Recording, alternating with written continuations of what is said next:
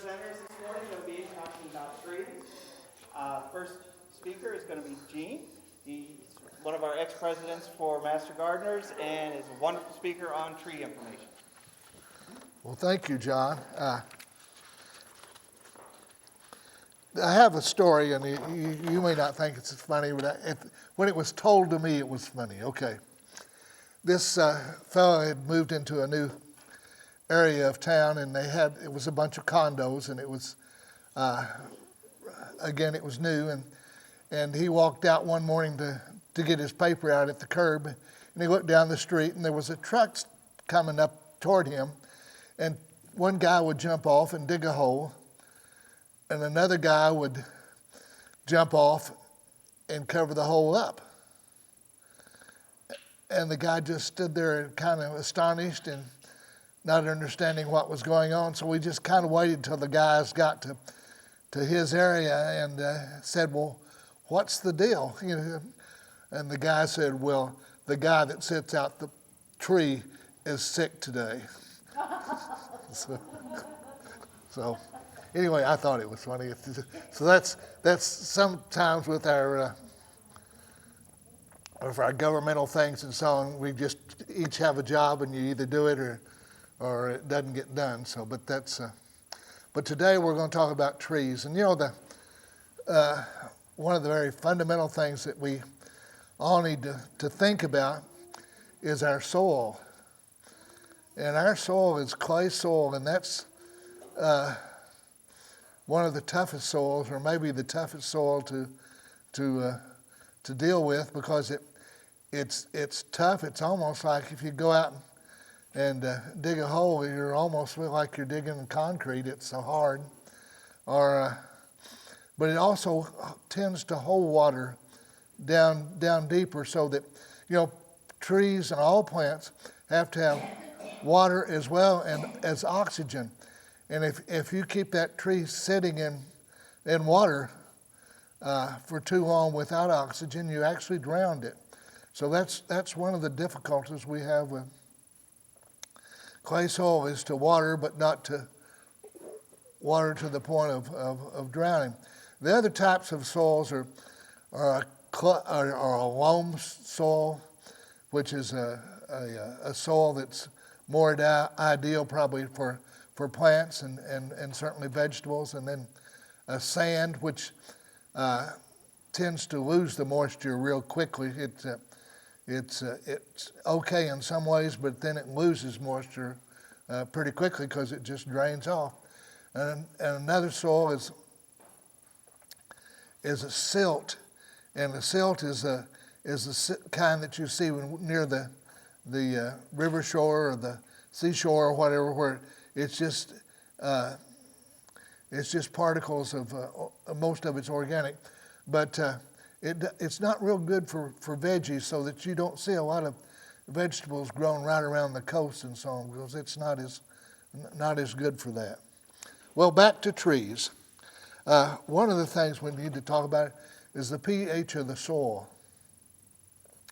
And the soil in Abilene, Texas tends to be alkaline, which is a little less than ideal for some things. I remember after we built our house a few years ago, we went to the Azalea Festival, and Tyler and I was just overwhelmed by some of those plants and thought, boy, I want to take some of these home, and did. And somebody said, well, they have to be planted in sand, so I went and picked up some sand and attempted to. Anyway, those all tend to be failures as far as I'm concerned for me, because we just don't have the pH and the sandy partial soil that they have at some other parts of Texas. So we're in clay soil. Some of it's red, some of it's nice dark brown, but whatever it is, it's still clay.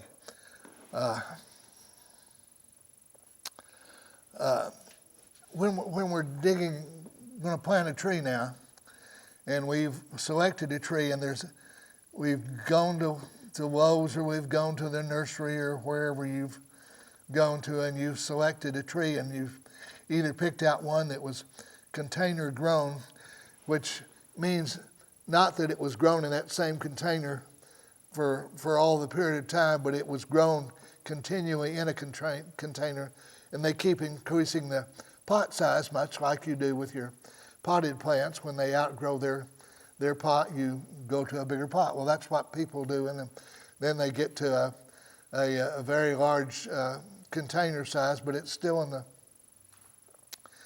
the container, and you go by that, and for the most part, you can plant that year round. I think in Abilene, Texas, in August and September, it's not a real good idea, but plants that are trees that are grown in containers can be planted year round. Plants that are dug up in the field or dug up in the nursery or wherever they were started were not, and they are dug and then covered with burlap, and then you purchase that tree. Those kinds of trees are best set out in the cooler months, really in the late fall and winter months. They do better. And then there's another kind that, and I have done this with pecan trees before, but that are bare-rooted trees. And some of your nursery businesses or mail orders, that's how you get the trees is that are bare-rooted. And if you follow directions and dig the right hole, you can have success. But it's a little bit more difficult, at least for me, to make bare-rooted trees work. So we're going to plant a tree, and what kind of hole we're we going to dig? And I get out there with a sharpshooter and I start attempting to dig a hole and wear out in a few minutes, and then go get the water hose and fill the little hole that I've dug and let it fill up with water, and then come back the next day and dig some more. Well, the ideal hole is one that's kind of bowl shaped, not squared off or perpendicular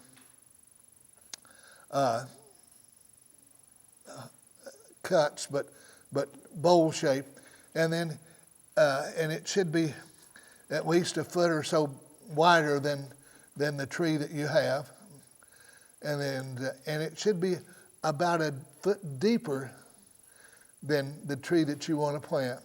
And when you plant this tree, you want to plant it above grade a couple of inches. In other words, that spreading of the trunk of the tree, you want that to show. You don't want to cover that up. Even with your mulch, you don't want to volcano it up, as some people have called it. But anyway, you want that portion of the root to show. So we've dug this hole, and we've dug an extra 6 inches to a foot more than what we really needed to dig out. Then we're going to take that same dirt. I used to go buy garden soil or what I thought was really good dirt or whatever, and put in that hole, because I thought the tree would have a better chance of doing well if I did that. But the story is, put the same dirt that you dug out of the hole back in the hole, but you've broken it up, and it's loose now, or more loose than it was, and you set the tree down in the hole, and maybe a foot or so of loosened dirt, the tree, and with a couple of inches above it. And then you take the rest of the dirt that you dug out of that hole back in that hole. And again, it's, well, why? Well, because the tree will do better growing in the dirt that it's going to express its roots out into later on. And if you put real nice soft soil out there, almost like garden soil or whatever, it's going to go, and then it's going to kind of run into the edges of that hard soil and not do well. So it's best to use the same soil that you put back in it. And then you want to put mulch over that after you filled it back up, and then you want to water it. And you think you want to water it well, but not overwater it. and then in a couple 3 days, come back and water it again.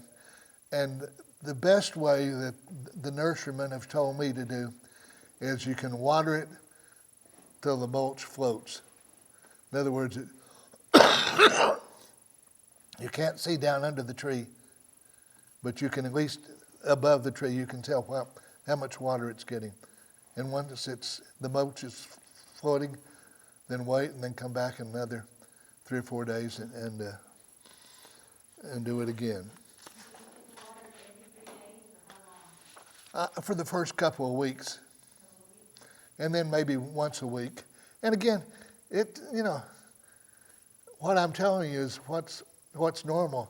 I think August this year and many years in Abilene, Texas, it's the heat's pretty rough. I argue with my wife about how much. Well, we have a 49-size lot across the street from our home that we've purchased and have planted a number of trees, and she goes out there and waters them pretty often, and I think probably tends to overwater them, but she says in this weather you can't tell, and I know we've taken a vacation or two and lost some trees at times, so I can't argue too much, but there are trees that require more water than others, and you can listen to your nursery person or look online or whatever to determine what type of needs based on the tree and the temperature and everything. When you water trees that are already established, I've heard that you should water not right at the beginning. Yes. I think they call it the drip line, which is the outside extent of the tree, of the leaves, of the limbs of the tree. And I think watering in that area or up to that area is a really important thing to do, is to not just water at the base of the tree, because you're not getting, unless it's running backwards, you're not getting the adequate water to the and generally when you look at a tree and wonder, well, what do the roots look like, or where are the roots? Generally, you can expect the roots to be at least is the size of the limbs and leaves of the tree, so that it's fine to water out there. Now, the arborist told me when he set out some trees for me one time, he said, go take your water hose, turn it on low, set it out there, and leave it overnight. Well, the city rules say don't leave your water hose sitting there without you holding it. So, but slow watering and allowing it to soak in and not flood things is probably a pretty good idea. What kind of trees do you want to set out? Now, I've learned some things here from one of our other speakers, Donna, who's going to share some things about some trees that are supposed to be real good for this area that I'm not familiar with. But that doesn't mean anything, because some other people have figured out, hey, these work real well. But in Abilene, Texas, generally, the trees that we choose to put out, and trees that tend to do well are the desert willow or the vitex, the chickapin oak, the bur oak, the Texas redbud, Mexican white oak, Afghan pine, mountain laurel, live oak, sugarheart oak, Chinese pistache, and pecan. Pecan being the state tree of Texas, right? Most of these trees will do well. Again, planting them at the proper time, generally in the cooler months, works better. And the last sheet, and this is a lot of repetition that you'll hear from from all of us talks about, and you can just have that as a reference, but it just allows you to think about what's that tree going to be like, what do I want it for, where am I going to plant the tree? Am I going to plant it where the tree has enough room that it's not going to have a lot of branches or any branches on my roof, or is it going to shade the grass so much that I can't have anything else there, or whatever? Main thing is to we tend to plant trees probably too close to the house, and you need to remember that when you select the tree. The most trees, if they have information on them, will tell you what the tree is going to be like when it's full grown.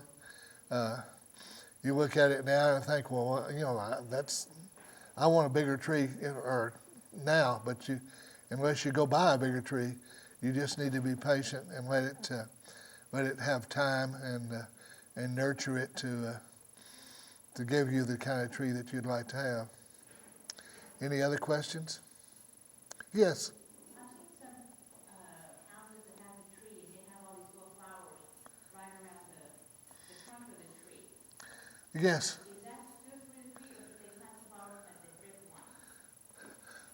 one? I'm not sure that I'm hearing you. Are you talking about the kind of the suckers, the little things that? Like if you go down the roads and everything, you see some people, they have like the flocks or something, some kind of. But ideally, I think that's the not the best thing, because they get watering differently than you to water your tree. Excuse me. So, if you're able to avoid having anything under your tree other than maybe mulch, you're better off. Some people put rocks, some people put flowers, some things, but I think to do the tree with as a tree as you would find it in nature is probably the best thing. It might not.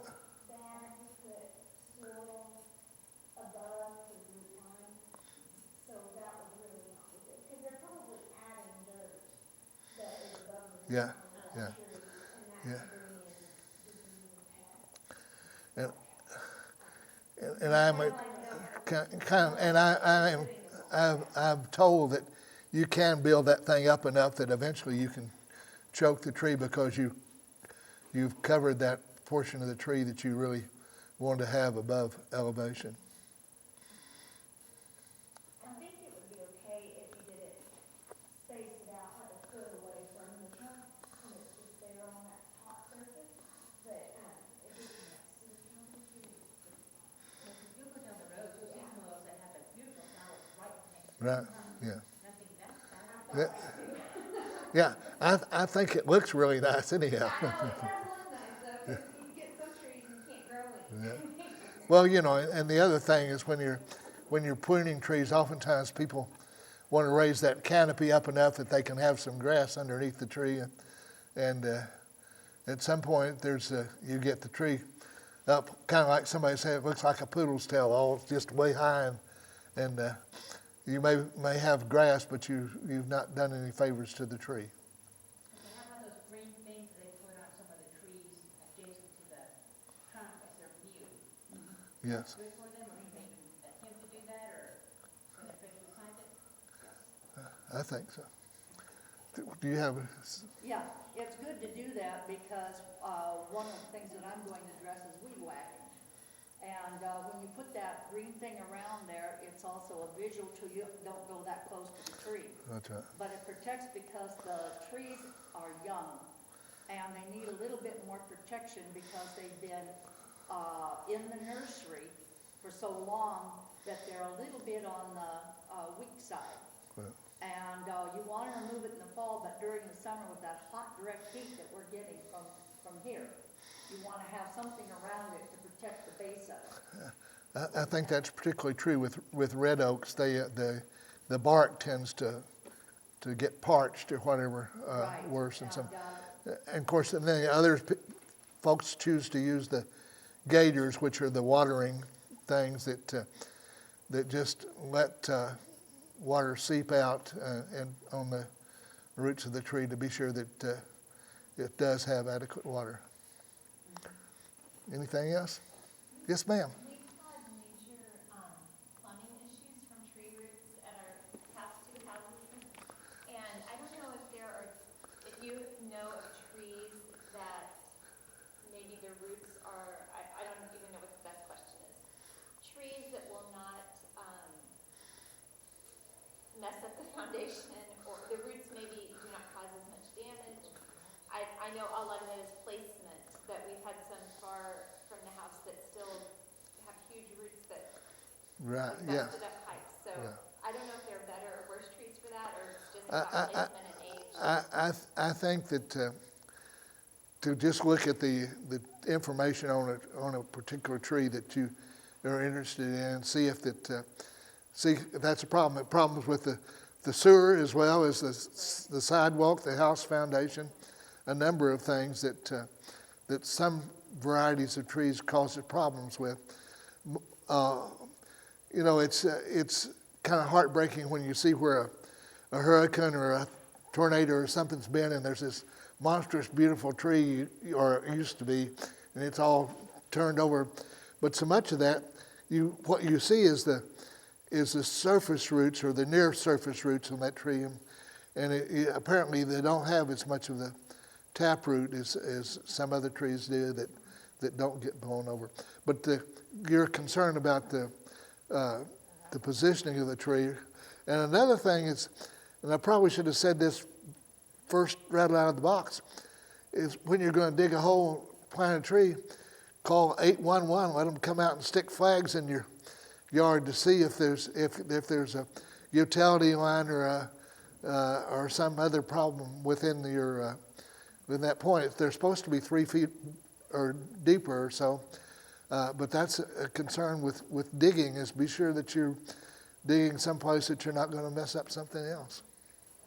If we had to cut down a pecan tree that rotted, that got a fungus, how far away from that could we plant a new tree? I don't know. I think I would probably, whatever room you had to go, I would get these, kind of get away from it as best you can. Of course, and it takes a period of time for that tree root to go away, or whether you pour something on it to help that happen. But I would think that I would get as far as I could from a particular problem that you've had with a tree to go at it again. And find a variety of tree that might be more tolerant to it. Yeah, try it. That's a good idea. That'll be able to withstand it Yeah. if it should be. That's right. That's a good idea. Thank you. Okay. John, I guess I've finished up with my part. Are you ready to? Good morning, everybody. My name is Donna Wolfer, and I went to a 3-day advanced tree care seminar earlier this year. So I'm going to present to you a few things, fun facts that I found out and learned a whole lot. One of the arborists that was there, his name was Steve Hauser, and one thing he said was, "A city without trees isn't fit for a dog." I thought that was pretty appropriate. Do you guys know what the state tree of Texas is? Pecan, yes. And the national tree? Oak. He heard me Tuesday. And did you know that a hackberry tree is actually called a sugarberry tree? I didn't know that either. So in front of you, you have some different handouts. And one of them is about watering, how to help trees survive the heat and below average rainfall, which I think is so ideal for right now, as dry and hot as it's been.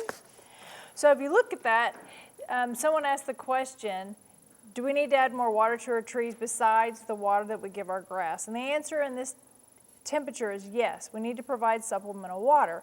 And if you look, that it says mature established trees generally fare better than small young trees during droughts, thanks to their vast root systems in the top few feet of soil. The next bullet point says how much to water. Well, we need to apply 3 to 5 gallons of water per inch of trunk diameter every 7 to 14 days during dry spells. Trees planted in the past few years will need more water to help ensure the roots aren't drying out. And how to water, you can use a soaker hose, a sprinkler, gator bags, whatever your choice is. And the extra steps we can take, as Gene had said, you can put mulch a couple of inches around the tree, but not up to the trunk. And you also want to avoid digging around the tree. You ask about planting plants. It says avoid digging around the tree and disturbing the surface where delicate roots may exist. So I think a foot or two away from the tree trunk is maybe an ideal place to start planting your flowers. That way, when you water, the water can go to the root system of the trees. What should I look for as far as if there is stress? Wilted leaves. I have a crabapple tree in the backyard, and last week my husband and I were outside, and I said, I don't know what is wrong with that tree. The leaves are turning brown. Just part of it was turning brown and falling off. Well, here's my symptom. Just not getting enough water, so of course I took the hose out there and started giving it more water. Another example would be we moved into a house last year, and an older lady had lived there, and she really didn't take care of the yard at all. So, of course, I move in, I'm a master gardener, I start watering everything. Well, there's an Afghan pine, which is from Afghanistan, and they like it dry. And I started watering my grass a lot, and my tree started looking really bad in the middle. So I called Bruce Kreitler, our arborist, and I said, what is wrong with this tree? He says, well, and he explained it to me. The woman that was here before never gave it any water, which is what it likes, because it has a deep taproot. And I started watering, and I was overwatering that tree. I ended up killing the center of that tree. So they came out and cut the center of the tree out. So know your trees, know what you're planting. Also, it says trees also have light green leaves, which eventually turn yellow, brown, or straw-colored. Crispy leaf edges that look burned or leaves falling to the ground are also common signs of water stress. Be patient with your trees before deciding if it's too late to act. Many trees are drought deciduous, meaning they shed some or all their leaves as a way to cope with water stress, which my crabapple was doing. It says cottonwood, sweet gums, mulberries, and elms are well known for this. A tree may put on new leaves later in the year or simply wait until the following year to re-leaf depending on the conditions and time of the year. So I think that's a really important handout to keep. And the next page says the many benefits of trees. If you go to the other handout that you have, it says mature, native, and adapted trees are one of the most valuable components of a landscape, whether for their aesthetic beauty or the numerous economic and environmental benefits they provide. They increase property values, serve as visual, noise, and wind screens. They clean the air. They provide oxygen, cool surrounding areas. Have you ever noticed after you water in your yard and you stand underneath your tree, how much cooler it is in the shade versus in the sun? They help prevent soil erosion and control flooding. Also, you need to make sure that you select native or adaptive trees. Master gardeners, if you ever come to our plant sales, everybody there's usually experts in different fields. You can always ask them what is best to plant, whether it's plants or trees or shrubs. And they have a pretty good idea as far as which we only supply the ones that grow in our zone, which is really important because if you go to a big box store, they're going to try and sell you whatever they have because you go in there and you go, oh, that's such a beautiful tree. Well, is it really going to withstand the winter? Lemon fruit trees or lemon trees, lime trees, you need to plant those in a pot so you can take them inside because you know they're not going to survive outside in the wintertime. Plant spacing and placement, right plant, right place, as Jean was talking about. We had a lady ask, well, I have a crepe myrtle, it's planted, 2 feet from my roof line and it keeps growing up into my roof line, what do I do? And Boyd said, well, you need to cut it down. Even though it's beautiful, it's too close to the house. So you really need to plant appropriately. You need to look at the tag, read the tag, see what it says, see how tall it's going to grow, how many years it's going to take to get there, and make sure you plant it in the appropriate place. And also, there's a tree selection as far as what to look for on the right side of that page. You want to make sure it has one trunk, not multiple trunks. Make sure there's no wounds in that tree trunk. The roots should fill the pot but not be circling around. If you buy a tree and you have an opportunity to try and take it out of that pot and look at the root structure of it, because a lot of times they're called, what's that called, that word? Girdling, where they're all swirled together in there, which that's really not ideal at all. But if you do find a tree you can't live without and it has girdling roots, when you go to plant it, you can cut some of those roots off, or you can take some of the dirt that's in the roots and take it out and then try and spread those roots out when you're putting it in the ground. So that's a good way to help that tree. You don't want multiple trunks. Make sure there's no weed growth out of the pots. The trunk flare should be obvious at the base of the tree. The next space, we talked about proper tree placement. Improper tree placement, as you see, the city goes around and they always just cut big gaping holes out of trees where the electrical lines are going through. You can see as you drive in your own neighborhood. So that's a good indicator when you go to plant a tree. Make sure you read the tag. We already talked about watering trees. I think, are you going to talk about planting trees? No? Okay. Jean did a good job about planting trees. Should I stake my new tree?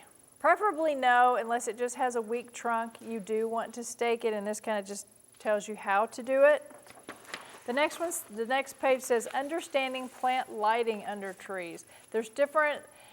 So the sun comes up in the east, it goes down in the west. In the summertime, it kind of goes straight overhead, but as the wintertime gets here, you can see by the diagram, it goes farther and farther to the south as it's rising and setting. So that has an idea, too, about planting your tree and planting things underneath your tree. And then there's a little thing there that says advantage to gardening under shade trees. And as Jean said, here's some more trees for planting in our area. There's a little list of them. Next page is why topping hurts trees. Have you ever seen anybody top their trees, top their crepe myrtles? Call them crepe murder? Yes. So the reason why you don't want to top a tree is because you're cutting out, there's all those leaves that are getting the chlorophyll down into the tree, and you top a tree and it cuts all that green off. So you're really hurting the tree, and you could actually kill the tree by doing that. So you really need to make sure that you're pruning it properly. Are you talking about pruning? A little bit. Okay, Karen will talk a little bit about pruning. Pruning is very important. You want to make sure, especially on oak trees, that you do it in the heat of the summer or the cold of the winter. You need to use prune paint to cover up those wounds. That's ideal.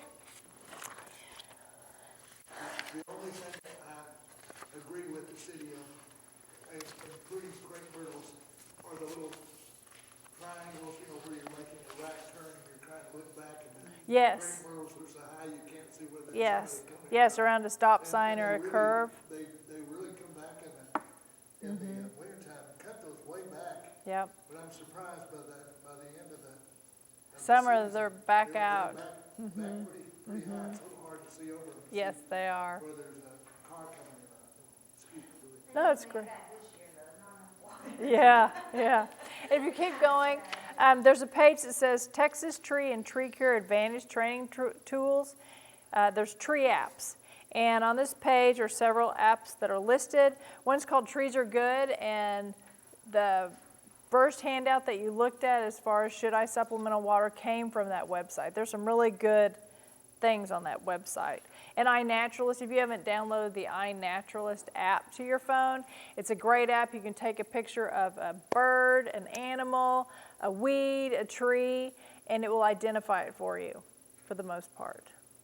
And it bookmarks it so you remember where it is. And anyway, it's a very good app. Also, www.neilsperry.com. Neil's a local horticulture expert and author in the Fort Worth area. And also, do you have your phones with you today? If you want to pull out your phones, we're going to do a little fun exercise. You're going to want to type in, we're going to do it together. You're going to type in Texas Forest Info, and it might be written at the top of that page for you. Texas Forest Info. .tamu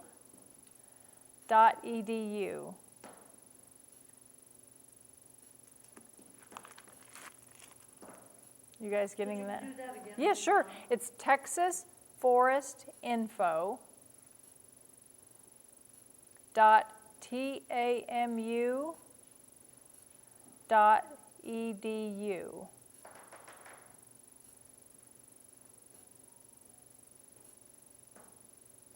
I'll give y'all a minute to find that. Texas Forest Info .tamu .edu. Let me know whenever you get it pulled up.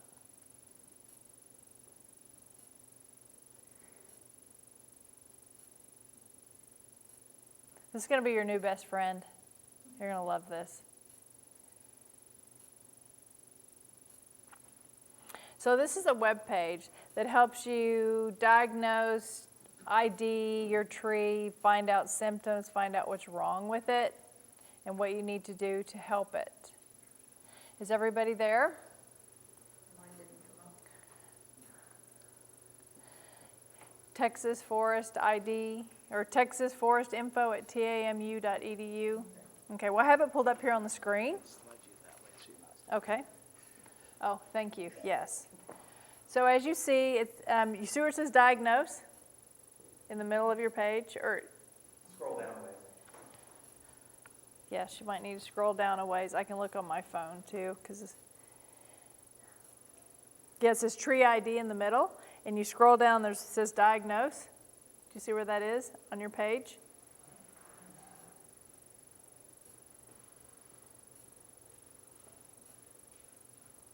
So we're going to click on diagnose.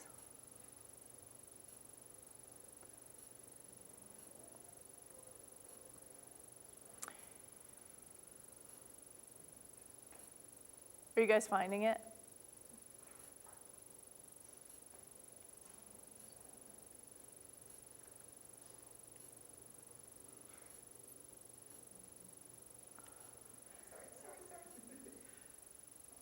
Are they getting it? Okay.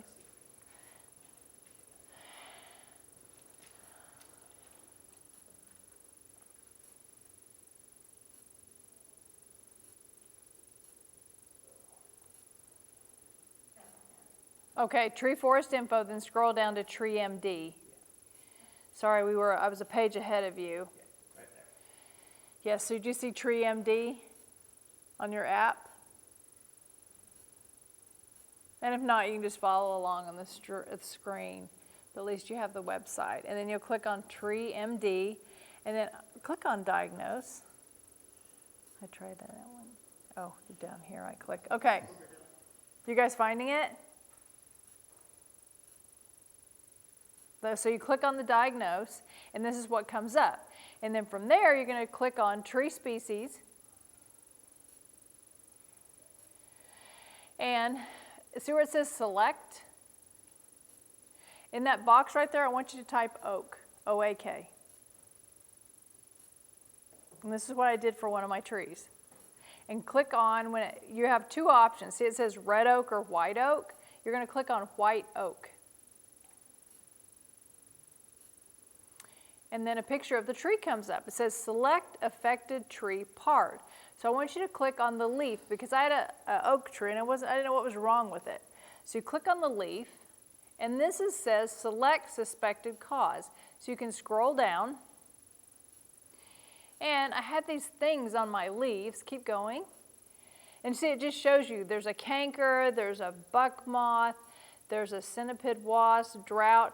So see the different worms. If you see worms, you can find out what kind of worms it is. But if you click on centipede wasp for me, this is what I had on my trees. And it tells you what it is, the centipede wasp. And I brought some samples so you can see what they look like and what was on my leaves. So it helped me identify what it was. I will at the end when we finish, okay?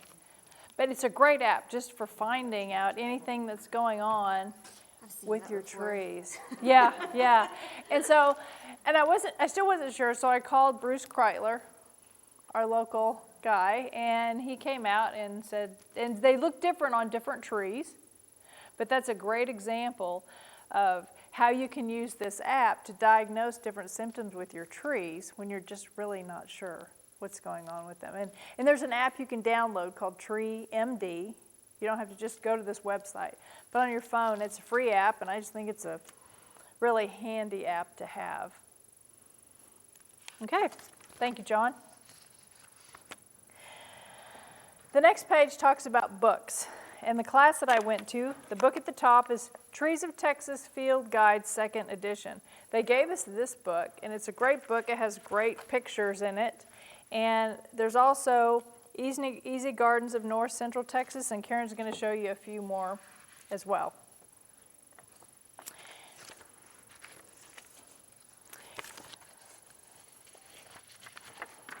And then the very last page that you see, it says new tool allows people to diagnose tree problems from home. That is what we just did. That Tree MD, that's what I just talked about.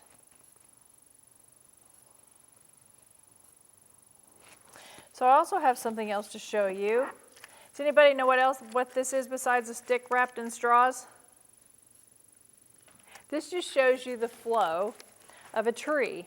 The xylem conducts water and mineral elements upward and supports the weight of the tree and stores carbohydrates, and the phloem is responsible for the movement of the sugars.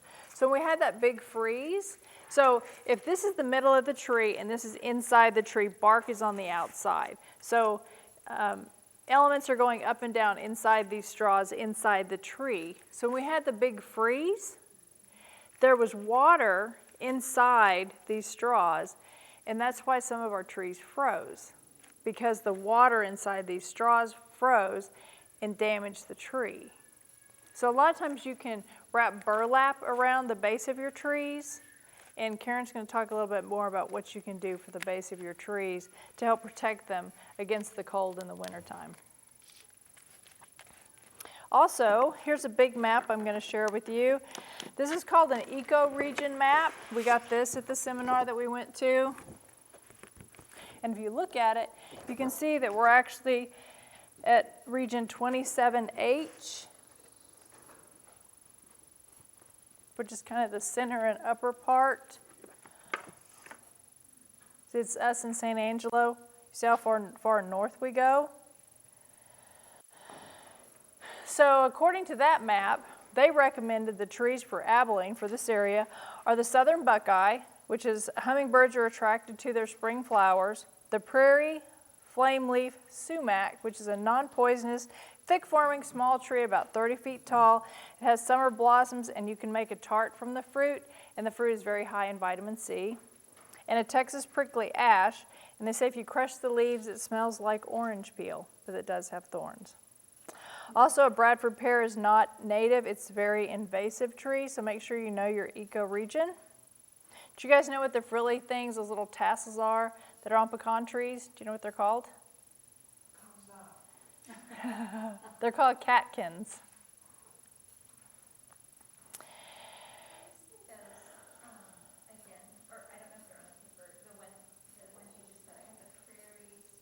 Oh, they're not written down. They are the southern buckeye, the prairie flame leaf sumac, and Jean, you said you've seen those a lot, and Texas prickly ash.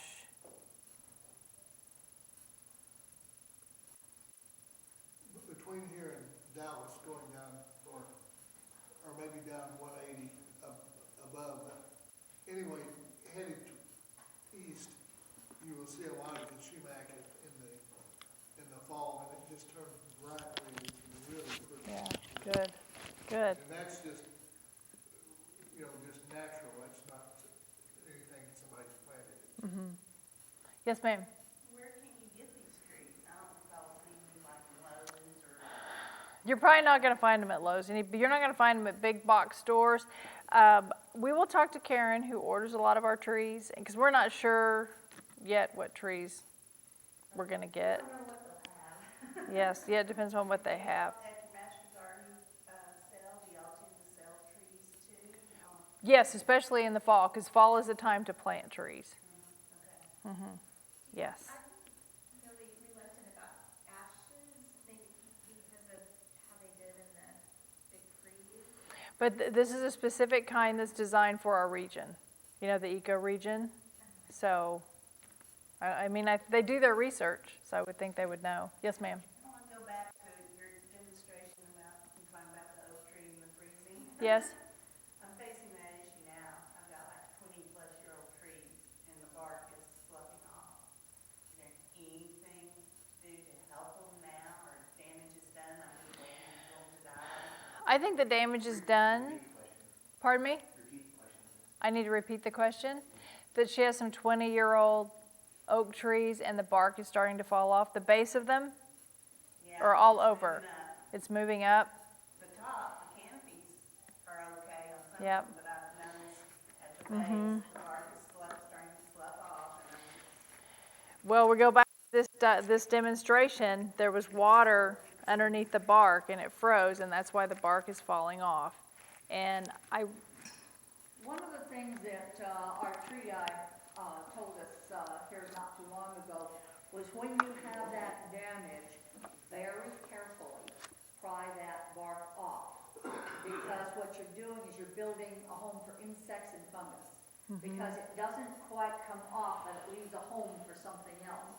So take that off. The tree, for all intents and purposes, is repairing itself, and you're going to have that open wound there. And sometimes they will die, sometimes they're stronger than that.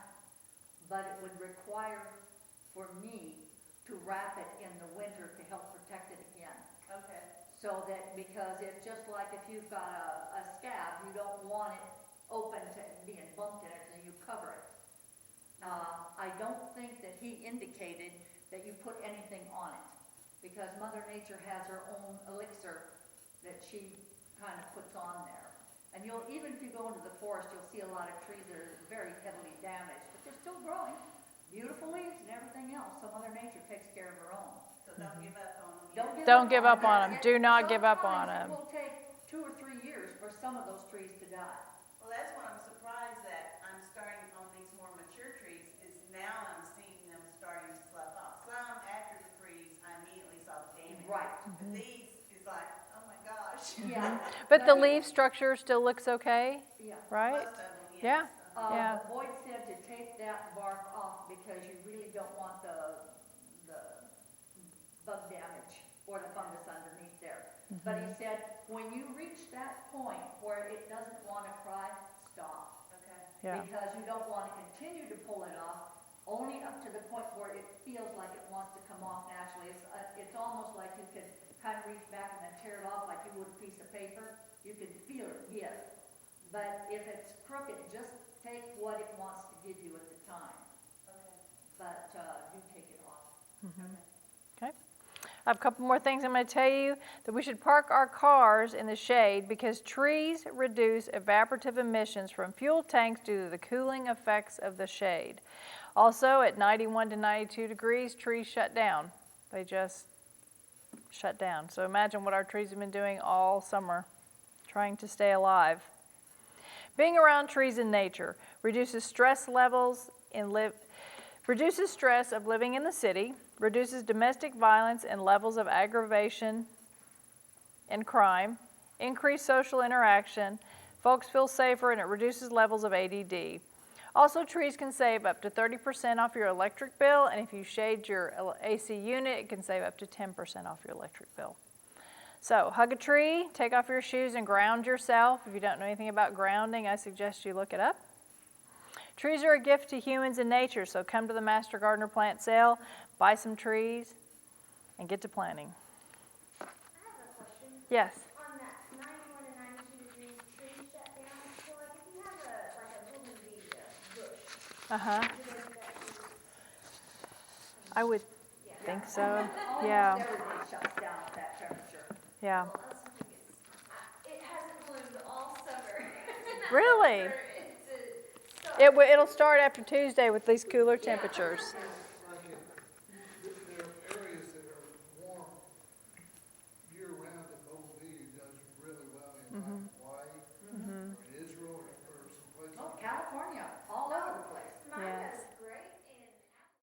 One thing about book learning, books are a guideline. We get a lot of information out of them, but it's all of us that have done the plantings and have had our failures and have gone back and redone and have done our research. So the books are nice, but it's what our experience teaches us that helps. These will give you, I'll put these back on the table, but we've got wildflowers, trees and shrubs, trees of North Texas, Texas trees, a friendly guide, trees of North Texas, this is a different one, and another trees of Texas. And they're all different. And these are all available here in the library, so if you have a library card, feel free to check them out when you go downstairs. You can also check, I don't know where all of you live, but the other libraries in the area have tree books also. And I love my libraries, live in them. To do a little bit of recap on a couple of things that Gene and Donna said, when you're doing your mulch, as master gardeners, we are not allowed to pick one mulch over the other for brand names and what have you. However, in my yard, I've noticed I must have spent $15, $20 on these beautiful red chips to go with my peach-colored house. Next day, my husband said, "What happened out in the yard?" And I said, "What are you talking about?" He said, "Well, there's garbage all over out there." And I go, "What?" And look out, and all those chips that I had put around the house were out there because they were too light. And while they look pretty, unless you've got a protected area where you want to put those chips, and especially around your trees, go to a different kind of mulch that is, what do they call that stuff? It's a shaggy bark. What do they call it? Shredded. Shredded bark. And the shredded bark comes in a brownish or a red. The ones that I am using are Texas cedar mulch. And what it does is it interweaves. It's lighter weight, but it holds. And when you're putting mulch around your tree bases, you want it to be able to stay in place and hold the hot temperature out and the warm temperature in come winter. Keeping it moist is always good because the water helps keep it in place. But when you're putting your trees in, look at your root system and see where your spread is for your roots. Put your your mulch accordingly around that area, and what you're going to find as your tree grows up, your leaves are going to spread, and as Jean pointed out, and Donna, the drip line is where you want that mulch to be. So if you have a very small tree with a drip line that's right here, you don't have to put it clear out here. Start small and work out. Just don't put your mulch up against the base of the tree. You want it out at least a foot, foot and a half all the way around when you're first starting out. Because the base of the tree that's been in the dirt, if you've gotten it from an in-ground nursery or the pot that it was in, you can see where the dirt line is, and you do not want to go above that dirt line. So spread it out there and put your mulch out according to where you think the roots are going to be. The other thing Jean said was when you're putting it in a bowl. And in that bowl, you can put your mulch around that area, and it helps hold the water in there. So when it rains, the water comes in and stays down in that bowl. Many people don't use the bark or the mulch for that. They just leave the tree in the ground and let the grass grow over it. When you do that, when it rains, it runs off. So the tree does not benefit from that water because it doesn't sink in fast enough. That bowl shape traps the water to a point. And because right now we'd give anything to have water in that bowl, and we don't have it, you can hand water in there, obviously.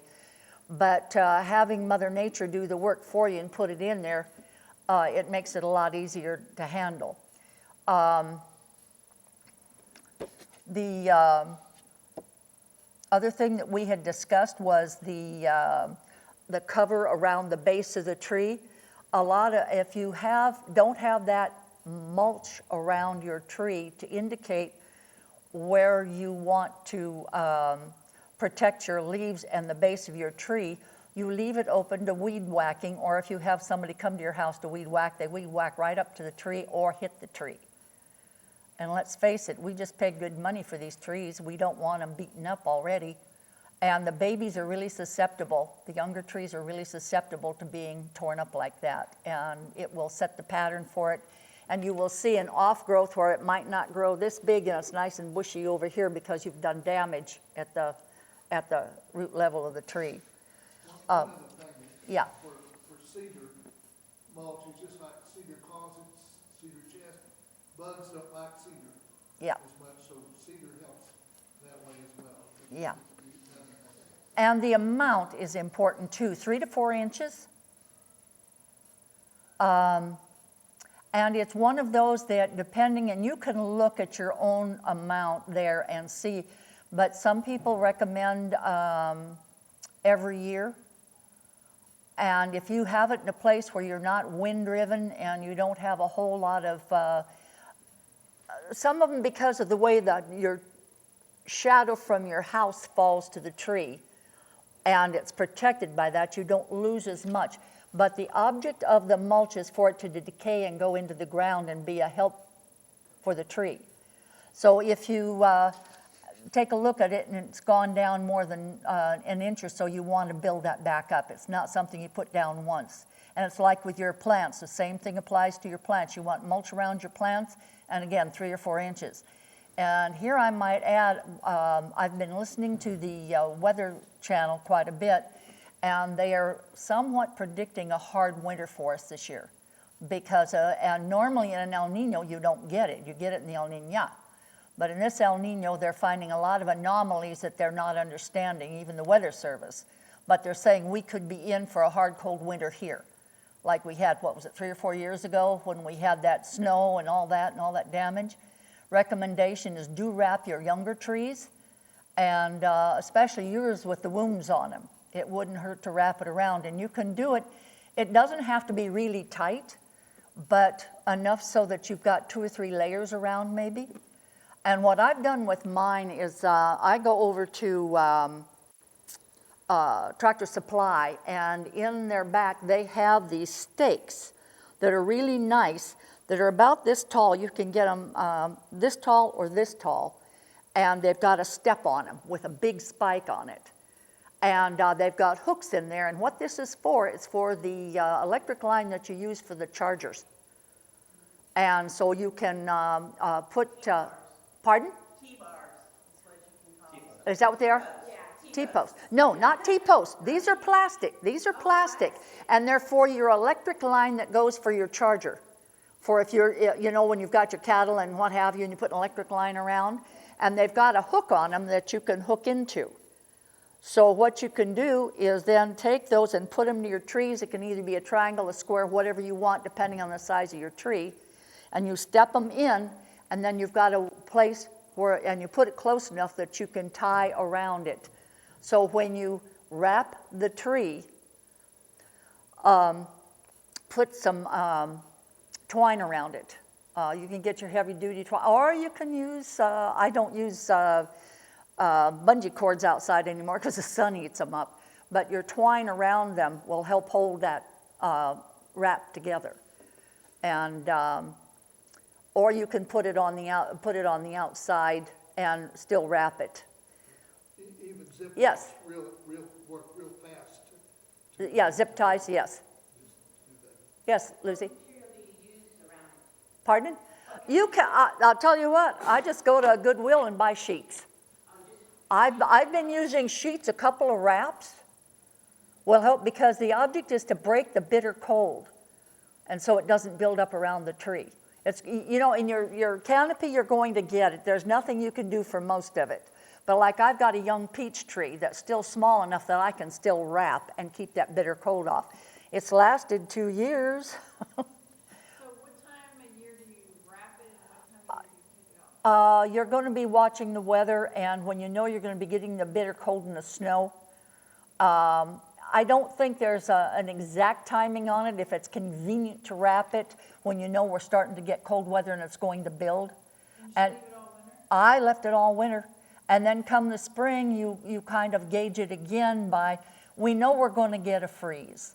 But a lot of those trees require freeze hours in order for them to give off your fruit. I'm talking about fruit trees now, not your regular trees. But your fruit trees need freeze hours, and they can get that because you don't have the whole tree covered. You're just kind of covering the base where it's still young and vulnerable. In the spring, you're going to get a late freeze, and check back either with us at the extension office or listen to the weather channels, because the weather channel will also tell you keep your trees wrapped or keep your trees protected for another 2 weeks. It's one of those, you gauge it by the weather, because I know for a lot of times I've gone out and I've got these beautiful, I've got some older peach trees. They've got beautiful blossoms all over them, and somebody says, we're going to get a freeze. Well, you got 2 choices. Let Mother Nature take its course or throw a sheet over them for the night. I've also gone out there and found that most of the blossoms were gone, and I still got my peaches. But it all depends on if your tree's protected, because mine is in a semi-protected area. And I've got 1 limb that if it's going to be affected by something, that will get it because it's coming out of the north. But the rest of the tree is okay. And it's one of those that trees are a, what do you want to call it?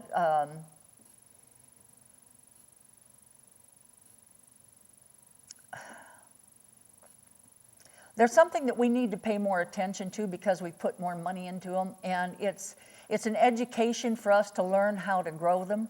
I mean, in a lot of the areas, Mother Nature just does her thing, and we don't get involved with it, especially in a lot of the orchards. Now, you know why they use the smudge pots for the citrus trees and your apple trees and what have you. In some of the valleys, they'll use smudge pots to keep it warm. Another thing that Richard O'Shields does is he will take the Christmas lights and wrap them around the tree and then put a sheet around them to keep that to keep the heat there. He's also been known to wrap it in some of the leaves or the limbs, throw the sheet over it, and that heat goes up and helps protect those limbs. It's just yes, not the LEDs. But it's kind of one of those, is how much effort do you want to put into this? And some of them will make it on their own. They really, really will. Others of them will not. And it's, the younger ones are the ones we worry about. But after about, 3 to 5 years, I think they're pretty much going to make them, they're pretty much going to be able to take care of themselves. And either we get it or we don't. And Womack's, I know here a couple, 3 years ago when we had that big freeze, he lost almost all of his trees down there because of that. But if you've got a big orchard, there's only so much you can do because you may not be able to wrap all of them. And in talking about the wrapping of the trees and keeping the bases protected, keeping that mulch out there too. And what I've also done with my mulch, I have also dug a ditch, if you will, around the outside of that mulch. And because I want that to be my marker to where I'm weed eating, so I'm not getting into the mulch and spewing it all over, but I'm also keeping the grass down around the whole area. And there's nothing wrong with that extra ditch because all it does is hold more water for when your trees are dry. And I've been known to go in and just fill that ditch all the way around and the ditch that's under the mulch, and that helps keep the tree watered for a longer period of time, especially in this dry stuff. We were talking about the tree roots.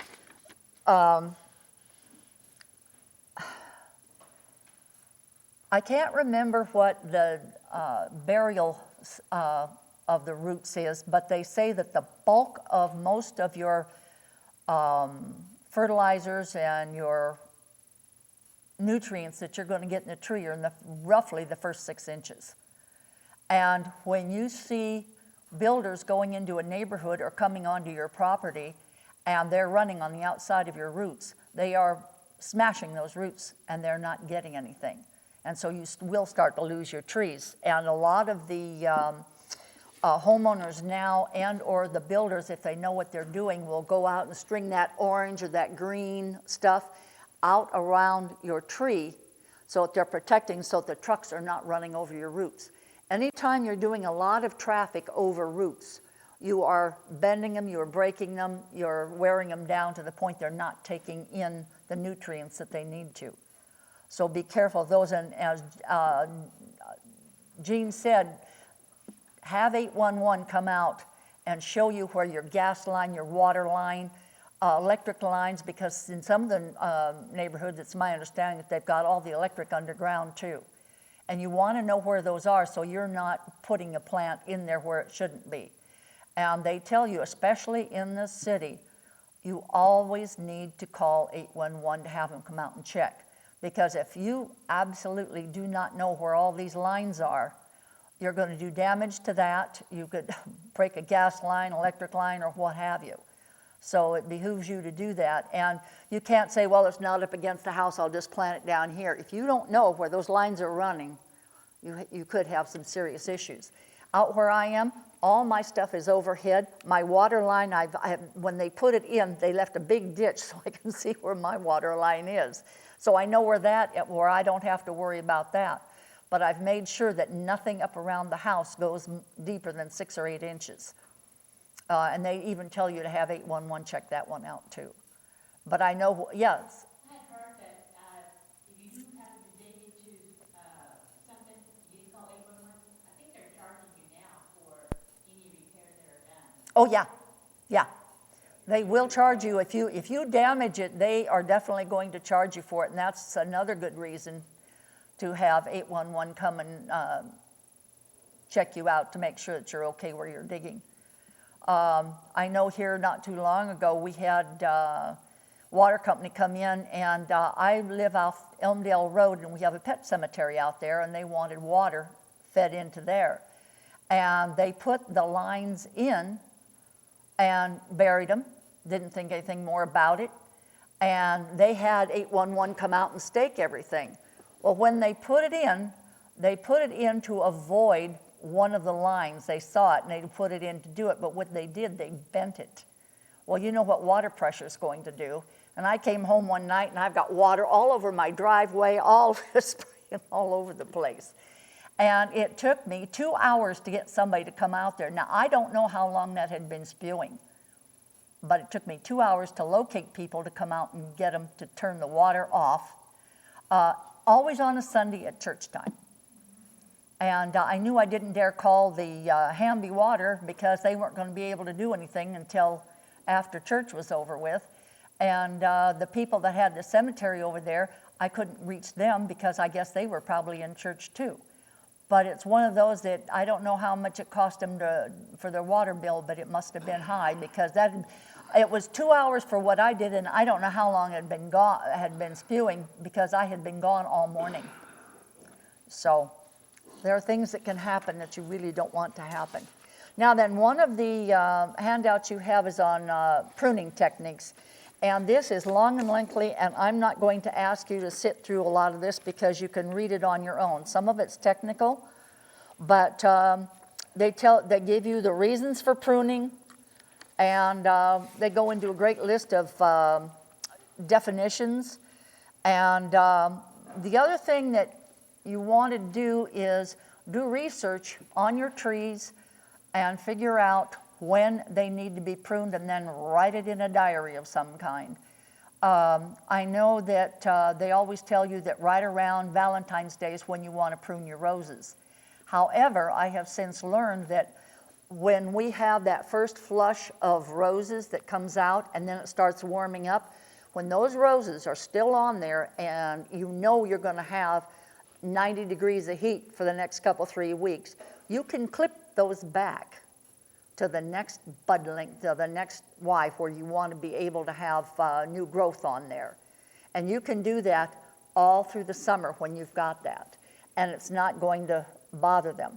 But if you've inherited a rose bush that's bigger than you really want it, they tell you don't cut more than 1/3 of it at a time over the Valentine's time frame, because then you're getting into some of the newer growth that's where you're going to get some of your new roses. Some of your roses come on old wood, which means last year, so you don't want to prune too much back, and others will come on new wood.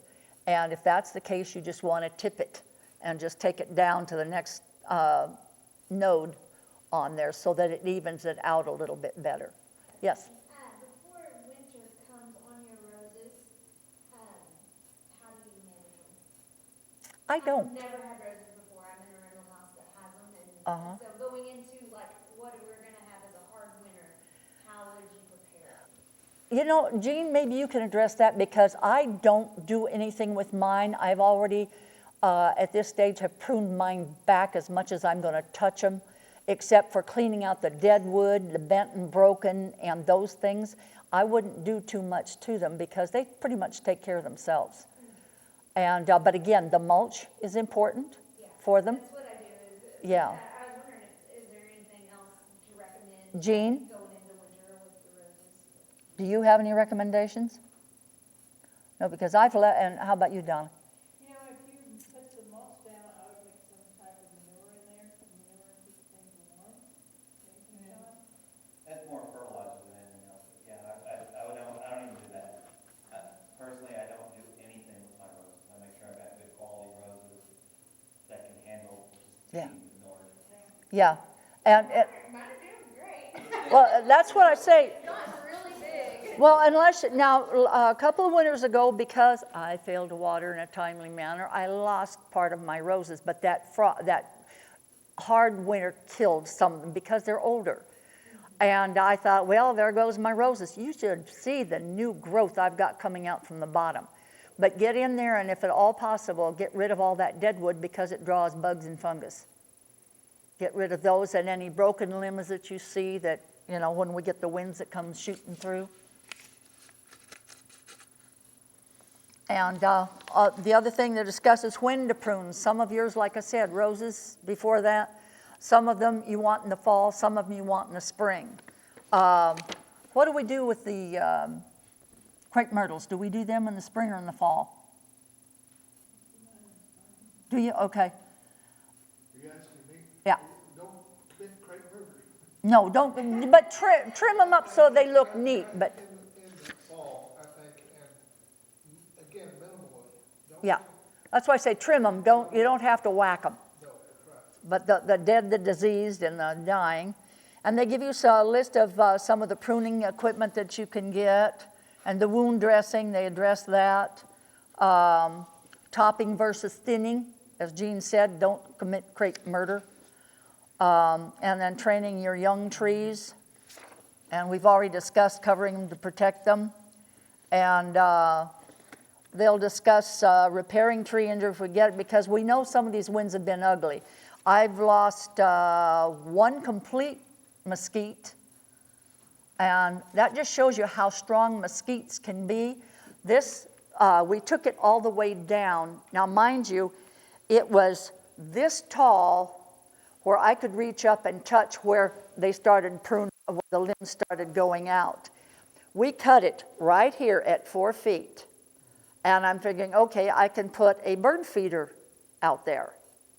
It has already got shrubs from the base coming all the way back up, just from being blown down by the wind, and we, like I said, cut it off.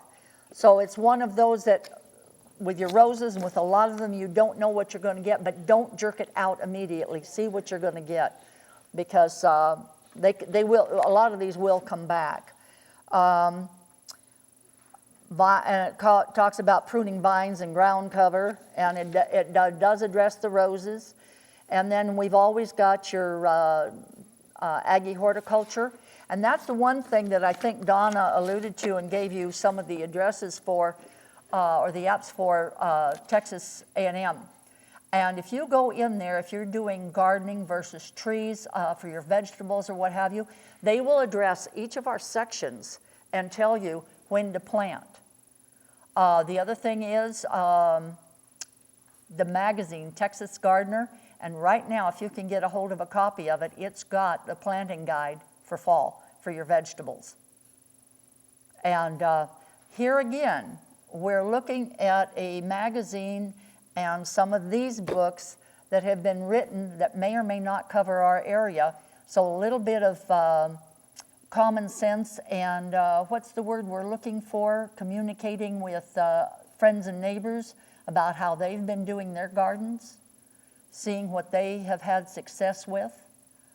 And because we are mostly clay and sand around this area, I think a good many of us do raised bed gardening. And because of that, but you can also, the heat, you can put as much water on those plants as you want, and it doesn't do any good because the upper bodies of the plants can't take the heat. They just can't.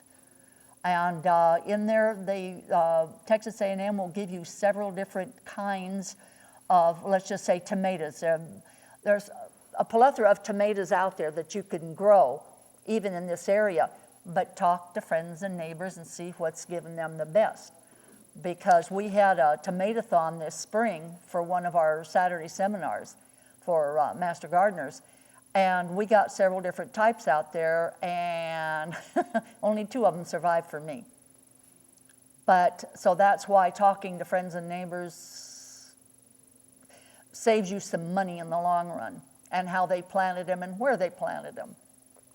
And again, the first Texas Gardener magazine that I got when I moved to Texas, the first thing they said was plant it in full sun, not in Texas. Because in some of the areas, like she wrote this out of Amarillo, and where they've got some harsher heat than we do down here. And she said some of the stuff cannot take that 8 hours of undying sun. And so you want to plant them where they get a little bit of both, or have a plan to cover them. John, address the tomatoes. Yeah, tomatoes, when you're talking tomatoes, summer, they're not going to produce. Some of the cherry varieties will, but some of them won't because it's too hot. It actually gets hot enough that it kills the pollen off. So you don't have to worry about that. And then shade cover, usually at least 50% shade cover, a lot of times in the middle of summer, just to keep them alive until you can get the fall. So you can get another crop. I planted mine between the houses and it has a lot of shade. They're ready. All right. I'm hopefully gonna get tomatoes. Well, and that's just it. See, now that's a secret that you've got that the rest of us don't. So that's why when you, and then know the kinds of tomatoes that will take the heat. One of the guidelines that I've read about is that we do it with the ones that have the word sun or heat in them because they're more drought tolerant and more heat tolerant. Cherry tomatoes they produce quite a bit till kind of midsummer. Right. John, what do you know about the names? Nothing. Okay. Well, see, the thing about it is, here we go. I've raised X amount, as John Brown said. I raised these guys, and they all had the word heat or sun or something in them. But where did he put them in the yard, and did he put shade cover on them? Those are the secrets we don't know about. So for me to tell you that this is the one that I grew, that I had great success with, but without you asking or me telling you where it was growing, it just may die the day you put it in the ground. And I think that's all I have on the pruning. Yes. We have yolkine holly kind of hedges or bushes around. What is the best time of year to prune those? I think it's winter or early spring, but I don't know. Repeat the question. Okay, the question is when is the correct time to prune Yopon hollies? Good question, because I don't know. Hedges, and it's one of those that's going to take Googling. Put in Yopon holly, and a lot of times it will come up and give you how to maintain, and that will tell you when's the best time to do it. But again, are you doing it in Minnesota or are you doing it in Texas? And that's why going to the Texas A&M page will give you that, because they will discuss a lot of that. And again, I'm leery of doing a lot when we've got really hot sun, because as you're cutting those, you could be doing some damage to them.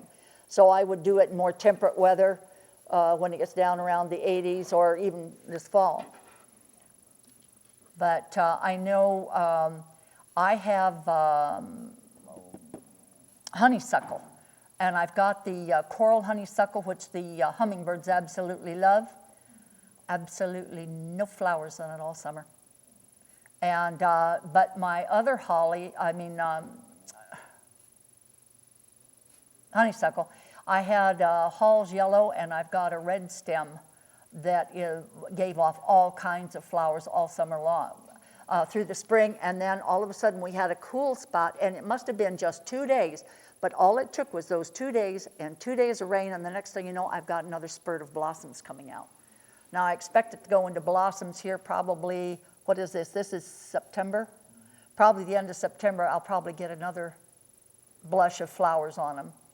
But I don't know if that coral honeysuckle is coming back, because that was some that was really affected by last winter. But another friend of mine who had the same thing said, I got just tired of looking at all those dead limbs, I cut it off. This spring, she had a whole brand new set of vines coming up. So sometimes don't tear it out of the ground, just pretend that it's still going to grow, and you'd be amazed what'll happen, because it'll reach that temperate spot where it's happy to grow again. Any other questions?